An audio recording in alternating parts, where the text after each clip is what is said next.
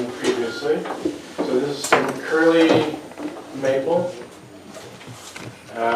finished with the top oil and polyex oil. So Osmo finishes are a hybrid, it's a hybrid finish, been around, company's been around for over 100 years. They actually own and work with farms and manufacture all the subcomponents that go into the finish.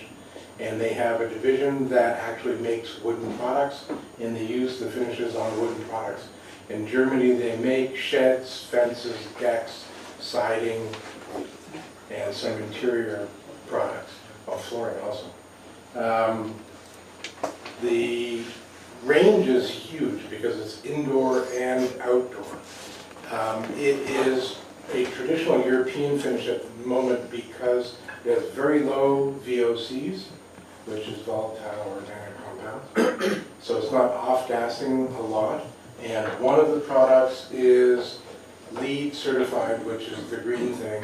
There's no VOCs. It's a very pure, like 99% solids product. So the off-gassing is very, very minimal. So we understand, I guess, generally, there are oils and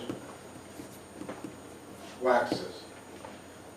Osmo product is a hybrid in as much as it's polymerized oils and waxes engineered and combined together.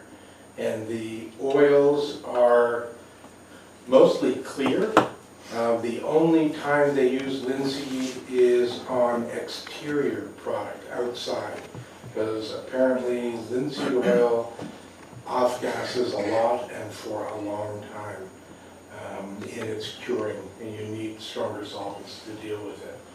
They also manufacture a solvent that they use in their system, which is their paint cleaner and solvent, and it has no benzene in it and is like triple distilled. So you can drink it. It has very little odor. The finish has a little bit of an odor, and it's just from the thistle oils. It's thistle, sunflower, I always forget. Sunflower, thistle, and soya, and some carnauba waxes predominantly in the raw materials.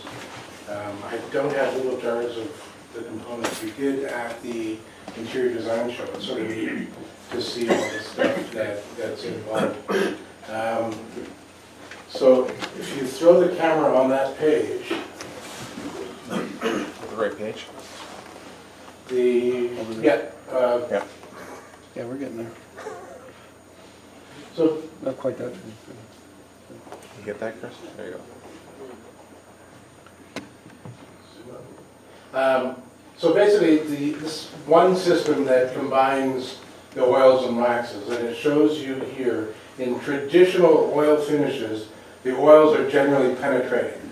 So they are moving down deep into the woods and forming their finish there.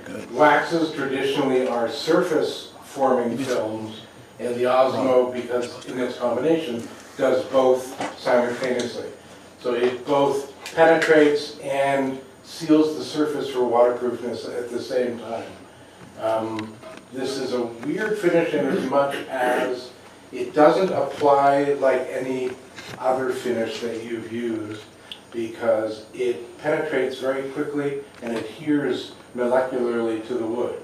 So you have to basically work it in like a French polish, and then after you've worked it in across your surface, wipe off the excess. It's like the old days when you used to use soluble finish or varnishes, where you're taking your varnish and you're letting it soak in and you wipe it off, the old, what they call hand rub finish. This is basically a very thin version of that. You're not hand rubbing, you're just making sure there's no residue, because the wax residue is a bitch to sand through and get off if you end up with little waxy lines all over the place.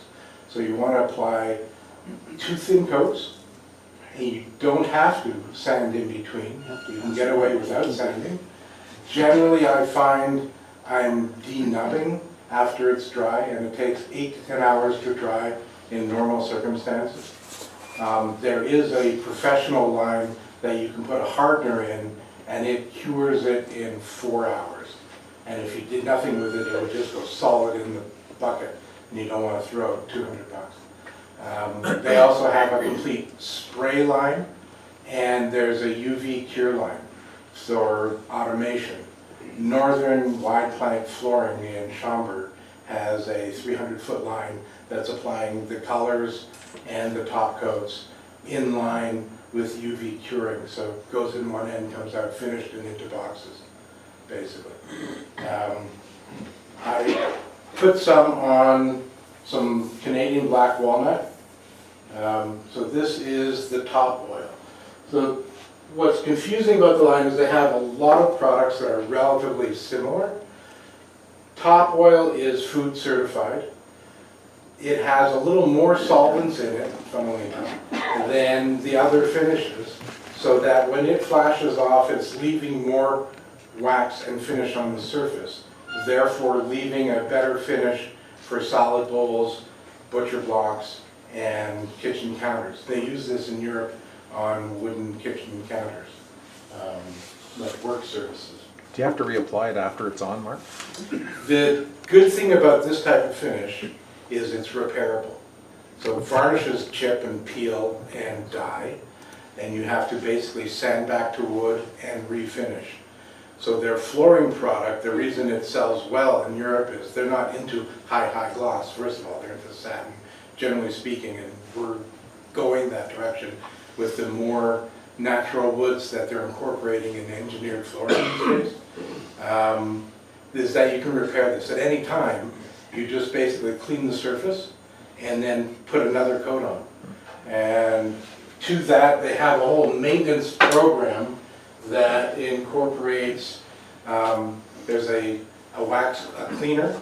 There's just a cleaning solution. You put a capful and a gallon of water and clean your floors. This is basically the liquid wax cleaner. So it cleans, revives, and leaves a thin wax film on the surface. So if you're getting wear spots on your stairs, you would take this in a Scotch-Brite or with a brush and work it in, wipe it back, let it dry a couple of hours, and then your floor has been refurbished and looks like it did when you first did it. So that's the benefit of this versus having to strip a whole floor, sand it all down, and refinish it. So they suggest basically, washing it continually, and then about once a year, going over with a product like this and reviving it. You can pass this around, I guess, if you want. So that is the walnut. This is some curly maple. Now the Polyex oil that I did with this is this product, is their general flooring product. It's called Polyex. Don't know why. They're in 63 countries throughout the world. And every single country has different regulations as to what they let in and different regulations on how you word it.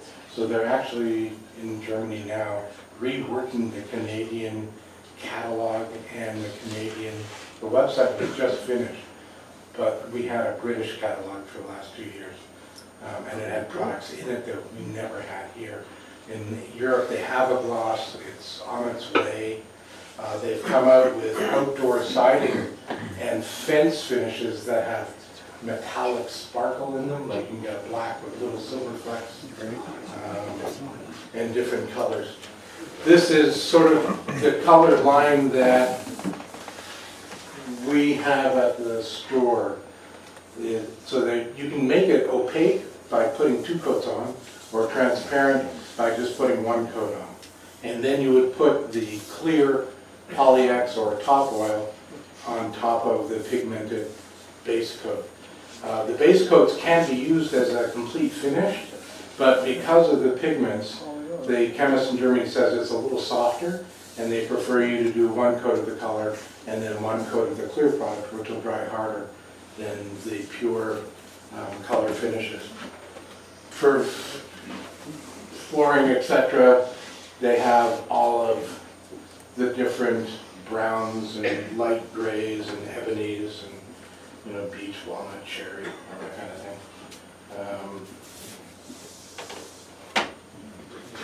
This is a piece of dirty soya burl. The soya burl is, one of those burls is very oily. It grows underground in like Algeria. It's usually got some stones and sand and silica. Very oily, hard to finish. So I use, they do make a thinner finish that they call an exterior or a teak oil for doing outdoor furniture that's specifically made for doing exotics. But I just use the top oil, which is the food safe one, which is a little thinner, and put 2 coats on the soya burl, just to show people what that looked like with it going. The last demo I did, we did a little oak butcher block. It's got 2 coats. Ash, did I say oak? I meant ash. Ash butcher block. It's gonna get heavy. And now, you can go to, so we have a little ash butcher block here, and I will go through putting some finish on it. I'll do one side just with the food safe top oil.